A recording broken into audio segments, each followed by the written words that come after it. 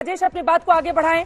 बड़ा बयान पुतिन का सामने आया है। सैन्य ठिकानों को तबाह करने का काम लगभग पूरा। रूस के राष्ट्रपति पुतिन का यह बयान क्या समझे राजेश? देखिए, मैं इस बारे में कुछ ज्यादा नहीं बोल पाऊंगा क्योंकि ये चीज ग्राउंड पे वेरीफाई करनी ऑलमोस्ट इम्पॉसिबल है। लेकिन जैसा हमने देखा, जितने फ्रीडम के साथ रशियन मिसाइल्स और जहाज जहां चाहे वहां बमबारी कर रहे थे, जिन टारगेट चाहे उनको निशाना बना रहे थे, न्यूक्लियर पावर प्लांट भी उन्हें आसानी से उन्होंने कब्जा कर लिया। इसको देख के लगता है कि कहीं ना कहीं वो जो बोल रहे हैं उसमें कुछ सच्चाई है। लेकिन हर मिलिट्री टारगेट को उन्होंने न्यूट्रलाइज कर दिया, स्पेशली वेस्टर्न यूक्रेन में। इसको थोड़ा शक की निगाह से देखना पड़ेगा। Over to you.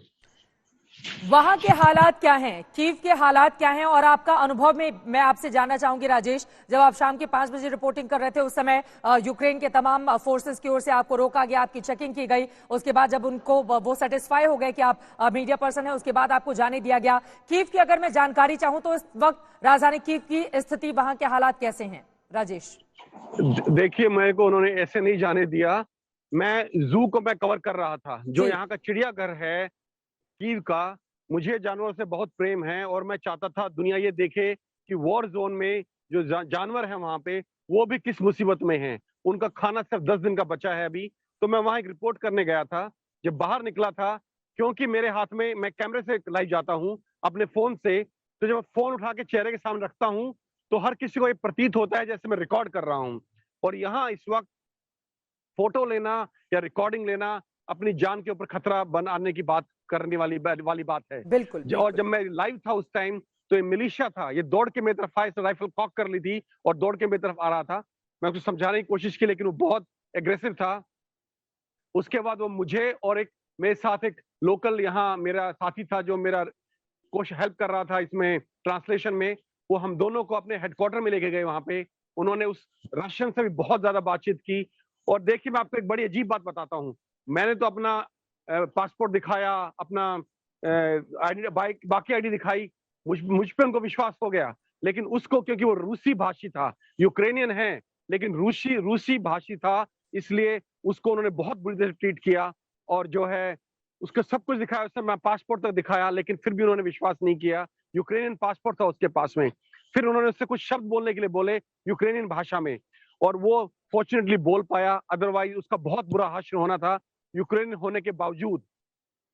तो जो मैं पॉइंट करने की कोशिश कर रहा हूं यहाँ पे, जी। कि हालात इतने इतने ज्यादा खराब हैं कि किसी पे भी ये लोग विश्वास नहीं कर रहे हैं।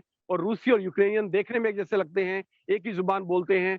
तो उनके लिए कोई भी इस वक्त जो रूस का एजेंट उन्हें लगता है या जिसमें थोड़ा सा भी शक है, ये लोग बहुत ज्यादा एग्रेसिव हो रहे हैं। और इस तरह की कोई भी कार्रवाई आप ओपन में, पब्लिक में अगर रिकॉर्ड कर रहे हैं या फोटोग्राफी कर रहे हैं, तो वो खतरे से खाली नहीं है इस वक्त। Over to you. ये बड़ी जानकारी राजेश आप देते हुए हम चाहेंगे आप अपना पूरा ख्याल भी रखें, क्योंकि कीव में जिस तरह के हालात इस वक्त पैदा हुए हैं, यकीनन वहां पर इस तरह से रिपोर्टिंग करना, जान जोखिम में डालकर, आसपास की अगर तस्वीरें बता पाए, जो आंखों देखा आपका अनुभव अभी का कहता है। और इसी के साथ ही साथ रूसी राष्ट्रपति का यह भी कहना है कि रूस पर प्रतिबंध, रूस को उकसाने जैसा, इस तरह की भी बातें उनकी ओर से कही जा रही हैं। तो इसका क्या मतलब समझा जाए? रूस के खिलाफ प्रतिबंध, युद्ध के ऐलान जैसा ये कह रहे हैं रूस के राष्ट्रपति पुतिन। इसका क्या मतलब समझा जाए राजेश? देखिए, this is an economic war. जो वेस्ट ने अभी लॉन्च किया है रूस के ऊपर, वो एक इकोनॉमिक वॉरफेयर है। और ये उनका सबसे बड़ा हथियार है। देखिए, चाहे वो उन्होंने हिंदुस्तान पे लगाने की कोशिश की हो पोखरण के बाद, चाहे ईरान के साथ किया हो, चाहे नॉर्थ कोरिया के साथ किया हो, चाहे वेनेजुएला के साथ किया हो, बहुत सारे मुल्क हैं। तो ये उनका सबसे बड़ा हथियार है।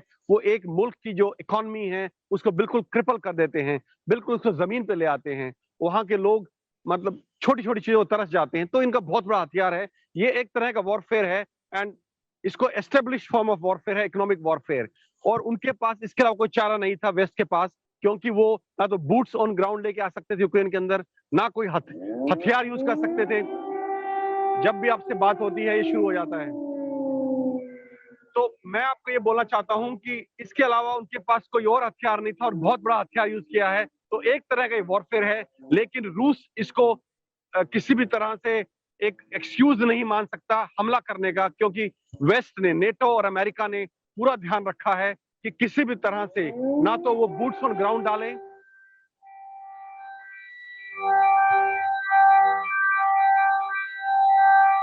ना वो बूट्स ऑन ग्राउंड भेजे यूक्रेन में, ना अपने जहाज या किसी भी तरह का मिलिट्री इक्विपमेंट यूक्रेन में या यूक्रेन के स्काईज में ना लेके आए। मैं आपको एक चीज और बता दूं इसी विषय में, जेलेंस्की कल बहुत नाराज थे और बड़े हतोत्साहित थे। कल जब ब्रुसेल्स में मीटिंग हुई है नाटो नेशन की कल शाम को, जिसमें जेलेंस्की ने अपील की थी नेटो नेशन से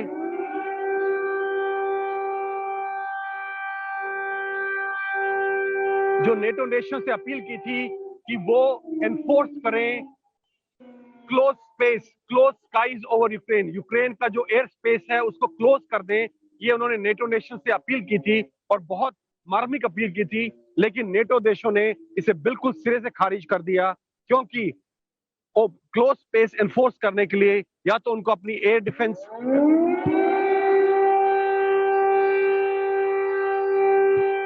अपना एयर डिफेंस इक्विपमेंट यूज करना पड़ता या अपने हवाई जहाज यूज करने पड़ते, और इन दोनों का अर्थ ये होता कि वो डायरेक्ट युद्ध में शामिल हो गए हैं और ये रूस के लिए एक उकसाने का कदम होता जो ये वॉर नेटो वर्सेस रशिया बना देता।